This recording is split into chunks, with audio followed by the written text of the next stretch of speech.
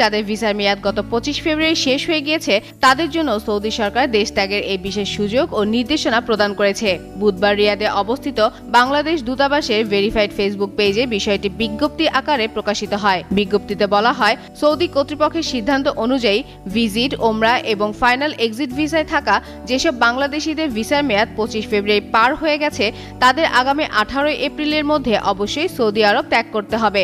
এই নির্দিষ্ট সময়ের মধ্যে কোনো প্রকার জরিমানা বা আইনি জটিলতা ছাড়াই প্রবাসীরা নিজ দেশে ফেরার সুযোগ পাবেন। মধ্যপ্রাচ্যে বর্তমান অস্থিতিশীল পরিস্থিতির প্রেক্ষাপটে সৌদি আরবে অবস্থানরত নির্দিষ্ট সংখ্যক বাংলাদেশিদের জন্য বিশেষ জরুরি বিজ্ঞপ্তি প্রকাশ করেছে রিয়াদে অবস্থিত বাংলাদেশ দূতাবাস। তবে 18 এপ্রিলের সময়সীমা অতিক্রম করলে সংশ্লিষ্ট ব্যক্তিকে কঠোর আইনের জটিলতার সম্মুখীন হতে পারে। তাই বড় ধরনের আইনি ঝামেলা এড়াতে মেয়াদোত্তীর্ণ ভিসাধারীদের দ্রুত এই সুযোগ গ্রহণের জন্য বিশেষভাবে অনুরোধ করা হয়েছে। যাত্রীদের জন্য ফেরার প্রক্রিয়াটি সহজ করা হয়েছে। কোনো বাড়তি অনুমতি বা ভিসার নবায়নের প্রয়োজন নেই। শুধুমাত্র বিমান টিকিট সংগ্রহ করে সরাসরি বিমানবন্দরে গেলেই দেশ ত্যাগ করা সম্ভব হবে।